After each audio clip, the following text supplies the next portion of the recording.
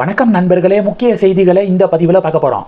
முதல் செய்தி, அடிக்கடி இந்த பட்டிமன்ற பேச்சாளர்கள் ஏதாவது ஒன்றை சர்ச்சையாக பேசி சமூக வலைதளத்தில் வாங்கி கட்டிக்குவாங்க. சமீபத்தில் பட்டிமன்ற பேச்சாளர் ராஜா இருக்கார்ல, அவர் இந்த எஸ்ஐஆர் படிவத்தை என்னாலேயே ஃபில் பண்ண முடியலை, அவ்வளவு கஷ்டமாக இருக்குது அப்படின்னு சொல்லிட்டு ஸ்டேட்மெண்ட் கொடுத்து சோசியல் மீடியாவில் பலரும் என்ன தெரியுமா கேட்டாங்க, படிக்காத பாமர மக்கள் எளிமையாக எஸ்ஐஆர் படிவத்தை ஃபில் பண்ணிக்கிருக்காங்க, உங்களுக்கு என்ன?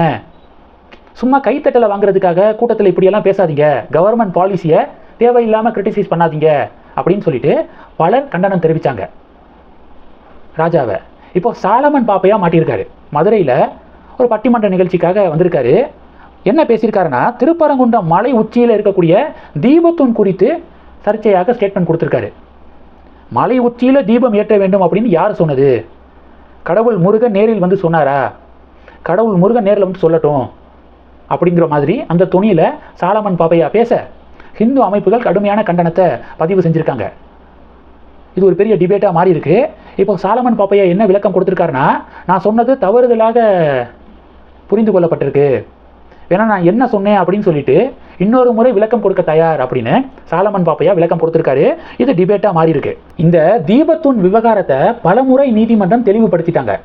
இப்போ தீபம் ஏற்றுறது மோட்ச தீபம் ஏற்றக்கூடிய இடம், மோட்ச தீபம் ஏற்றக்கூடிய இடத்துல கார்த்திகை தீபம் ஏற்றக்கூடாது அப்படின்னு திருப்பரங்குன்றம் பகுதியில் இருக்கக்கூடிய மக்கள்லாம் சொல்கிறாங்க. கோர்ட் என்ன சொல்லுது? மலை உச்சியில் இருக்கிறது தீபத்தூண் தான், கோவில் இடத்துல இருக்கக்கூடிய தீபத்தூணில் தீபம் ஏற்றுறதை யார் தடுக்கிறது, எதுக்காக தடுக்கிறீங்க அப்படின்னு கோர்ட்டு சொல்கிறாங்க.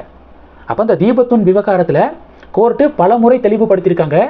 இதன் பிறகும் பட்டிமன்றத்திலலாம் உட்காந்துக்கிட்டு இந்த விஷயத்தை பேசுகிறது டெஃபினட்டாக தப்பு. அதுவும் நீதிமன்றத்துடைய ஸ்டேட்மெண்ட்டுக்கு எதிராக வார்த்தைகளை விடுறது அதை விட பெரிய தப்பு. சாலமன் பாப்பையா மீது பெரிய மரியாதை வச்சுருக்கோம், அவரை அந்த மரியாதையை கெடுத்துக்கக்கூடாது. இனி வரக்கூடிய காலங்களில் இது மாதிரியான ஸ்டேட்மெண்ட் கொடுக்கறத அவர் தவிர்க்கணும் அப்படின்னு பாஜகவினர்கள் ஹிந்து அமைப்புகள் பதிவுகள் போட்டுக்கிருக்காங்க. இது ஒன்று. ரெண்டாவது, சுகாதாரத்துறை அமைச்சர் மா சுப்பிரமணியன் அவர்கள் செய்தியாளர்களை சந்திச்சிருக்காரு. அப்போ பத்திரிகையாளர்கள் பல்நோக்கு மருத்துவமனை பணியாளர்கள் போராட்டம் நடத்துவது குறித்து கேள்வி கேட்டிருக்காங்க.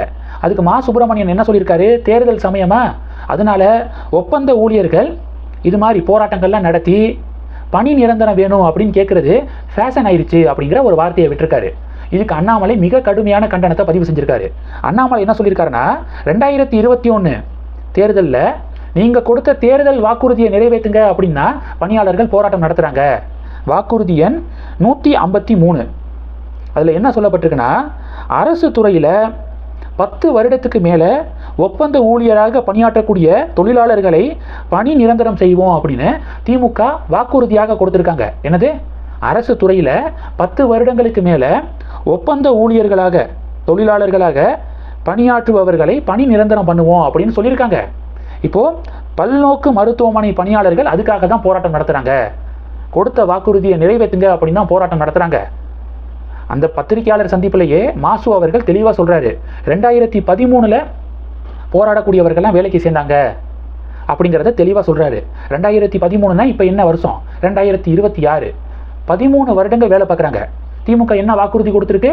10 வருடத்துக்கு மேலே பணியாற்றினாலே பணி நிரந்தரம் செய்வோம் அப்படின்னு கேரண்டி கொடுத்துருக்கீங்க, அதுக்காக தான் போராடுறாங்க.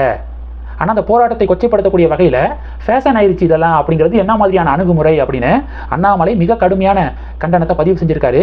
இது திமுக அரசாங்கத்திற்கு ஒரு பெரிய பதட்டத்தை ஏற்படுத்தியிருக்கு. இது 2.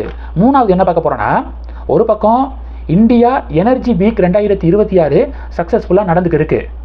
எரிசக்தி துறையில் முதலீடுகளை ஈர்ப்பதற்காக இந்தியா எனர்ஜி வீக் அப்படிங்கிறது நடக்குது. இன்னொரு பக்கம் பிப்ரவரி 16 பிப்ரவரி 20 வரைக்கும் ஏஐ இம்பேக்ட் சம்மிட் அப்படிங்கிறது டெல்லியில் நடக்க இருக்குங்க. ஏஐ துறையில் இது மிக முக்கியமான ஒரு சம்மிட் அப்படின்னு சொல்கிறாங்க. உலகம் முழுவதும் இருக்கக்கூடிய ஏஐ நிறுவனங்கள் இந்த சம்மிட்டை அட்டன் பண்ணுவாங்க. ஏஐ சம்மந்தப்பட்ட முதலீடுகள் இந்தியாவில் குவிய இருக்குது அப்படின்னு எக்ஸ்பர்ட் சொல்கிறாங்க. சென்ட்ரல் கவர்மெண்ட்டு 6க்கு மேலே 6 அடிச்சுக்கிருக்காங்க. இது 3. கடைசி டாபிக் என்ன பார்க்க போகிறோம், இந்தியா ஐரோப்பிய யூனியன் ஒப்பந்தம் சமீபத்தில் ட்ரேடு டீல் சைன் ஆனிச்சுல, இது குறித்து அமெரிக்காவுடைய ஃபினான்ஸ் மினிஸ்டர் என்ன தெரியுமா சொல்லியிருக்காரு, இந்தியா ஐரோப்பிய யூனியன் ஒப்பந்தம் மிகுந்த ஏமாற்றம் அளிக்கிறது அப்படின்னு சொல்லிட்டு கதறி இருக்காரு அமெரிக்காவுடைய ஃபினான்ஸ் மினிஸ்டர்.